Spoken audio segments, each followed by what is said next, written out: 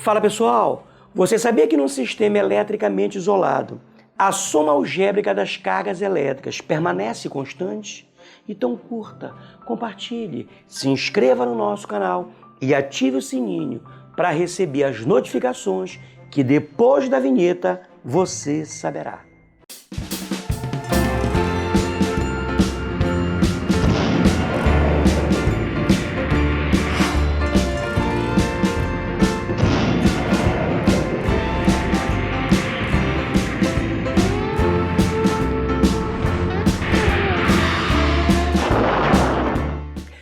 Fala pessoal, continuando a nossa revisão de eletrostática, na aula de hoje a gente vai falar sobre os princípios da eletrostática.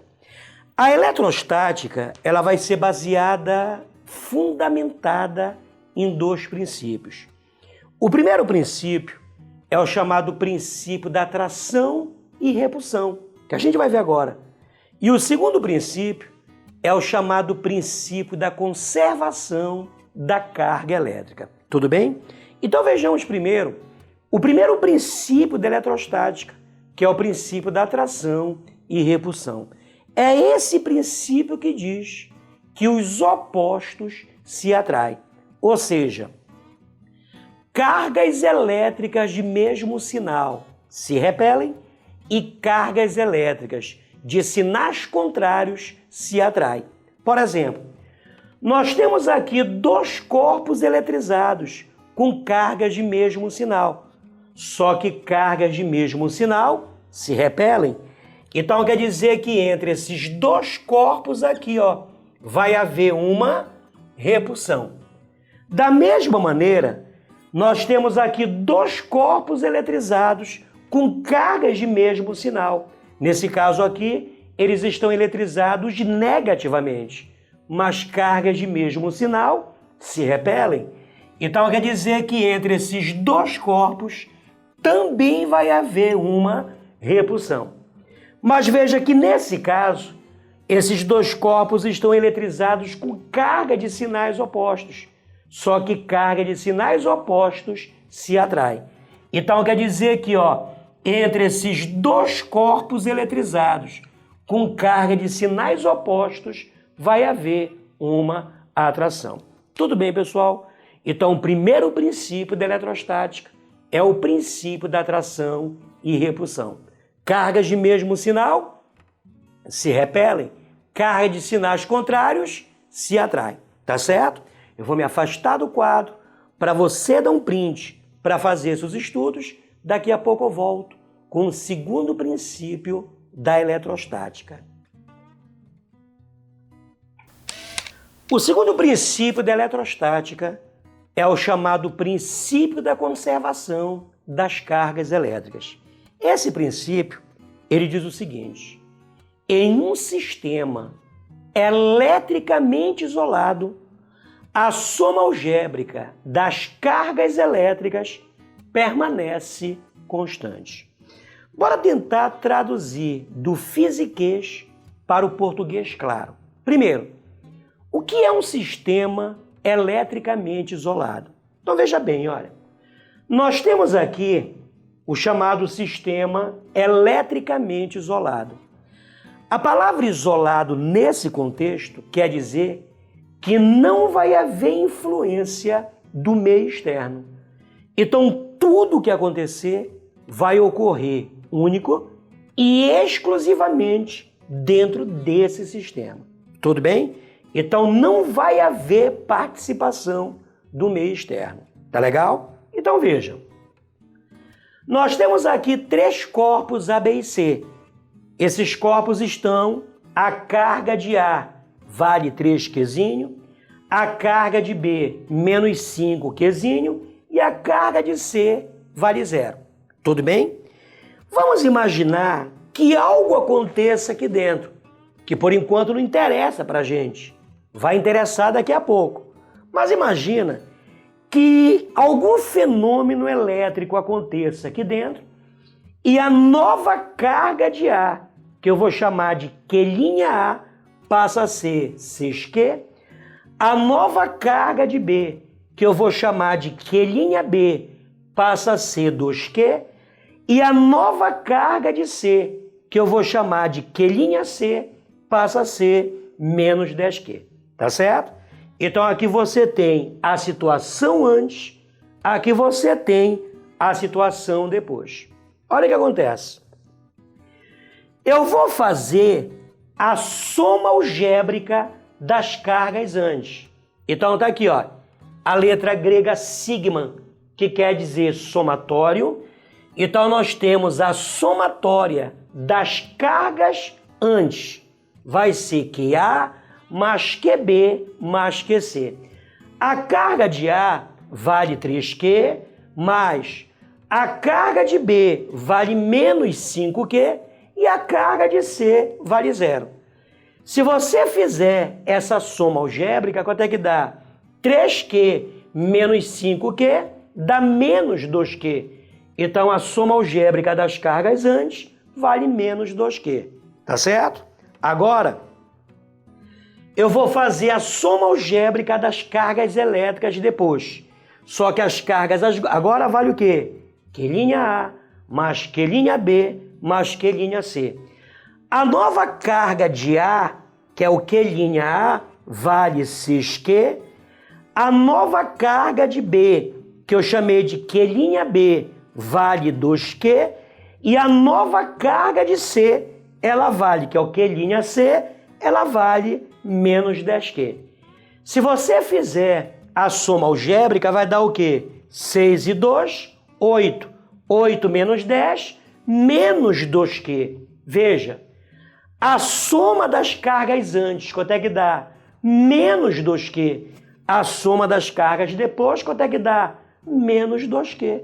Ou seja, a soma algébrica das cargas antes é exatamente igual à soma algébrica das cargas depois. Tá certo? Ou seja, ó, a soma algébrica das cargas antes vai ser igual à soma algébrica das cargas depois. Tá certo?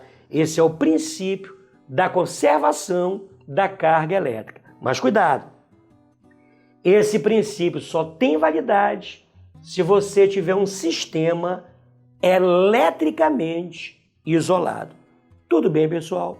Eu vou me afastar do quadro para você dar um print para fazer as suas anotações. Daqui a pouco eu volto com um exemplo para você. Bom, então vejamos agora um exemplo para ilustrar o princípio da conservação das cargas elétricas. Então, olha só. Um sistema eletricamente isolado é formado por dois corpos A e B, eletrizados com cargas elétricas QA igual a 10 microcoulomb e QB igual a menos 4 microcoulomb. Em dado instante, a passagem de elétrons entre os corpos e a nova carga elétrica de A passa a ser 2 microcoulomb. Qual a nova carga elétrica de B? Então veja, como ele disse que o sistema ele é um sistema eletricamente isolado, o que é que diz a regra? O que é que diz o princípio? Que em todo sistema eletricamente isolado, a soma algébrica das cargas antes vai ser igual à soma algébrica das cargas elétricas depois. Tudo bem? Nota que o sistema aqui ele é formado apenas de dois corpos A e B. Então, a soma das cargas elétricas antes vai ser QA mais QB, são dois corpos apenas, né? E a soma algébrica das cargas elétricas depois, eu vou chamar de Q'A mais Q'B, tá? Então eu uso sempre linha para se referir depois do processo. Tudo bem? Então bora lá.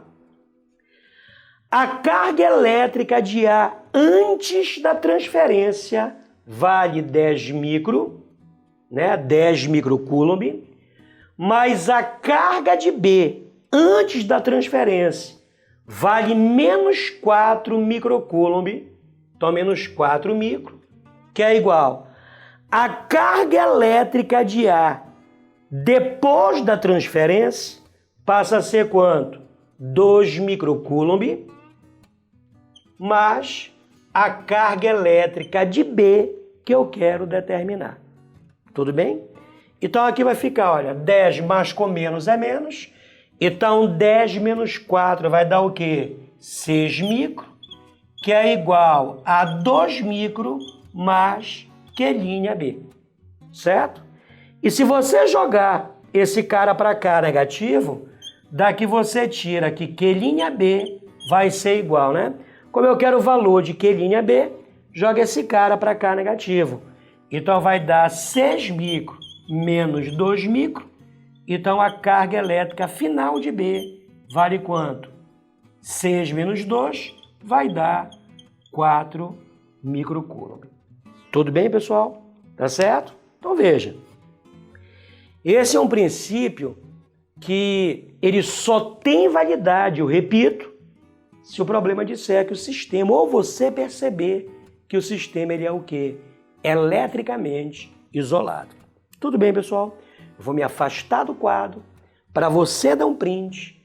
A gente vai ver mais 2 conceitos que serão inerentes aí ao nosso estudo da eletrostática, beleza? Dá seu printzinho aí. Bom, vejamos agora a diferença que há entre condutores e isolantes.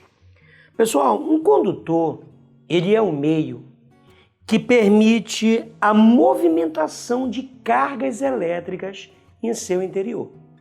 É claro que se você tiver um meio e esse meio não permite movimentação de carga em seu interior, esse meio ele é um isolante, tá certo? Então veja bem, no caso dos metais, por exemplo, que são considerados assim condutores de primeira classe, se você conseguisse olhar para dentro de um metal, olha o que é que você iria perceber. Você ia ver que os elétrons, eles estão fracamente ligados aos seus átomos. É uma ligação tão fraca que o elétron, ele sai do átomo, mas ele permanece livremente se movimentando entre os espaços interatômicos dentro desse metal. Ou seja, você pode dizer, sem medo de ser feliz, que um metal ele é um condutor porque ele possui elétrons livres. Entendeu? No caso, por exemplo, de um isolante. No isolante, os elétrons estão fortemente presos em seus átomos. Ou seja, um isolante, já que o elétron está fortemente preso em seus átomos, ele não possui elétrons livres. Tá certo? Então você pode dizer, sem medo de ser feliz, para o propósito da nossa revisão, que condutores são substâncias que possuem elétrons livres e isolantes não têm elétrons livres. É claro que existe uma classificação um pouco mais apurada. Por exemplo, existem os condutores de primeira classe, que são todos os metais e o grafite. Nós temos os condutores de segunda classe, que são as soluções aquosas de ácido, base e sal. E nós temos os condutores de terceira classe, que são os gases, ionizados. Tá certo? Mas é claro que a gente vai dar mais detalhes sobre isso lá na frente. Tudo bem? Então, para mim, por enquanto, para a gente, aliás, o que importa é isso. Condutores têm elétrons livres e isolantes não têm elétrons livres. Existe uma experiência para verificar se um corpo ele é condutor ou isolante. Por exemplo, aqui nós temos um bastão. Através de um processo qualquer, a gente fez com que surgissem essas cargas elétricas. Se depois de algum tempo você perceber que as cargas permanecem na mesma região em que elas apareceram, esse cara ele é um isolante, certo? Então veja que no isolante, as cargas permanecem na região em que elas aparecem. Agora, imagina que você tenha, por exemplo, um bastão. Aí você fez com que aparecessem cargas elétricas nesse bastão. Aparecesse, entre aspas, né? Que aí nós temos os processos de eletrização que a gente vai ver lá adiante. Então apareceram essas cargas elétricas. Se depois de algum tempo você perceber que essas cargas elas vão se distribuir pela superfície externa desse material, então esse material representa um condutor. Então veja, nos isolantes as cargas não se distribuem, elas permanecem na mesma região em que elas aparecem. Então esse material aqui, ele é um material isolante. Agora, nos condutores, as cargas aparecem e depois de algum tempo, essas cargas se distribuem pela superfície externa desse material. Então, se vai haver uma distribuição na superfície externa desse material, esse material ele é chamado de um condutor. Tudo bem, pessoal? Tá certo? Então eu vou me afastar do quadro para você dar um print, para fazer seus estudos. Na próxima aula, a gente volta com os processos de eletrização. Um grande beijo.